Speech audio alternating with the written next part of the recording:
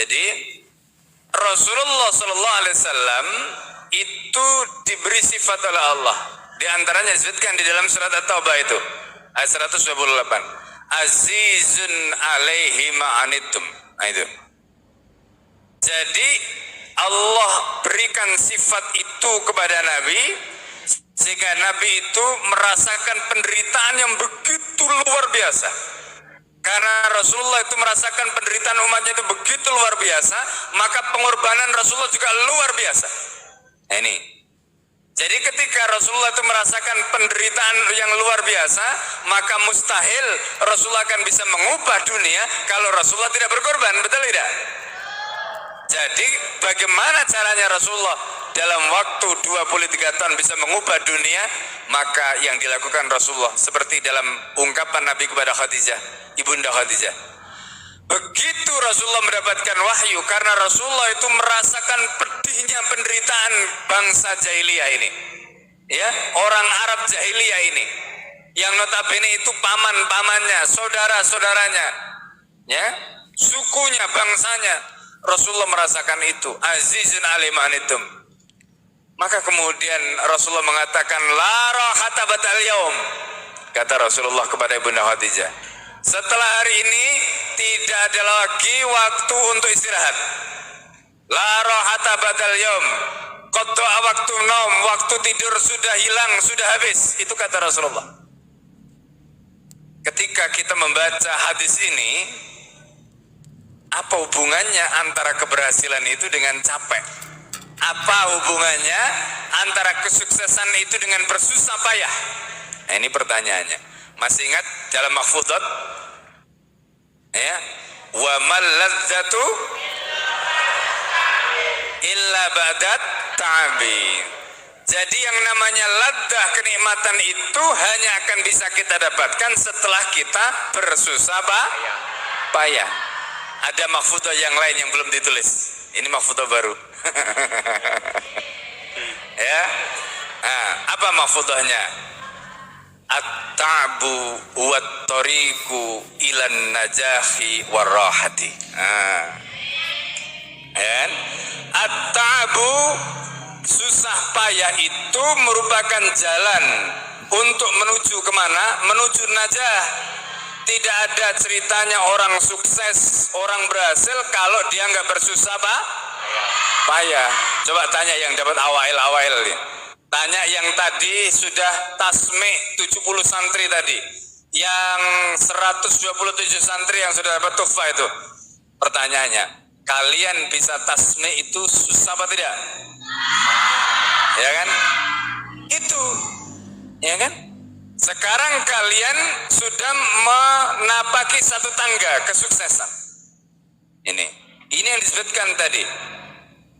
Ladahnya nanti, ya. Tapi ingat, Rasulullah mengajarkan kepada kita tidak ada kesuksesan yang diraih oleh Nabi tanpa berdarah-darah, tanpa susah, enggak. Bahkan Rasulullah pernah ditanya oleh Bunda Aisyah, momen yang paling susah itu adalah momen ketika Nabi berdakwah di Taif, dilempari oleh budak, ya, oleh orang-orang bodoh dengan apa? Lemparan batu sehingga Rasulullah berdarah-darah tubuhnya. Sampai Rasulullah SAW kemudian mengeluh, mengadu kepada Allah. Allahumma ilaika ashku dha'fa quwwati wa qillata hilati wa hawani 'alan nas. Itu doanya Rasulullah. Ya Allah, kepadamu kami mengadukan, ya, apa yang diadukan oleh Rasulullah? Dha'fa quwwati, lemahnya kekuatanku, wa qillata hilati, dan minimnya hilah, daya upayaku, wa hawani 'alan nas, dan bagaimana Rasulullah SAW begitu rupakan oleh manusia pada waktu itu, padahal Rasulullah tadi tidak salah. Rasulullah tidak salah. Nah, jadi ini sunnahnya Rasulullah. Rasulullah kemudian bisa mengubah dunia, itu tidak dilalui, tidak dimulai, tidak didapatkan dengan cara mudah, tapi dengan susah. Itu sunnahnya. Maka ulama yang menjadi pewaris Nabi, dan kalian insya Allah 10 tahun, 15 tahun, 20 tahun, 25 tahun ke depan akan menjadi ulama-ulama yang luar biasa. Ya.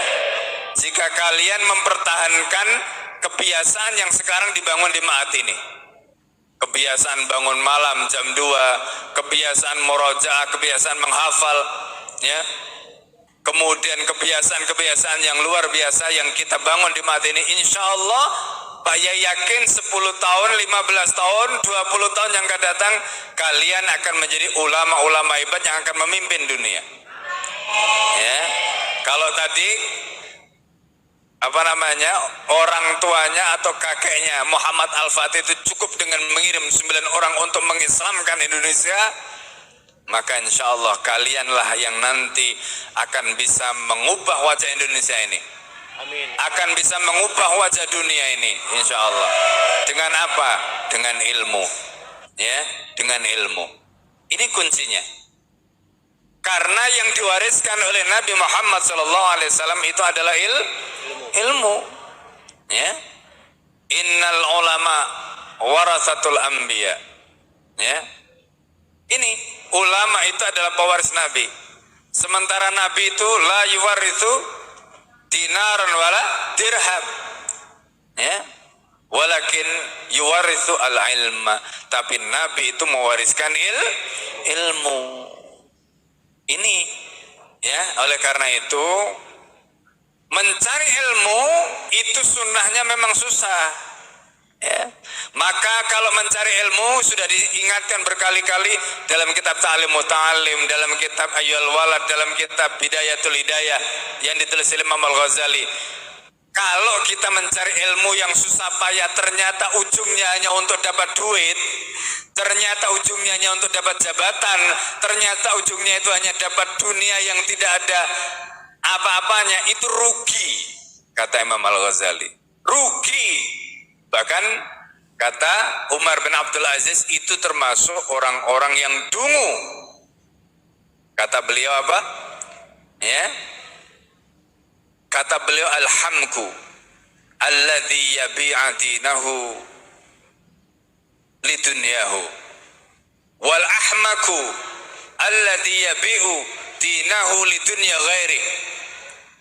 Orang yang dungu adalah orang yang menjual agamanya untuk dunianya.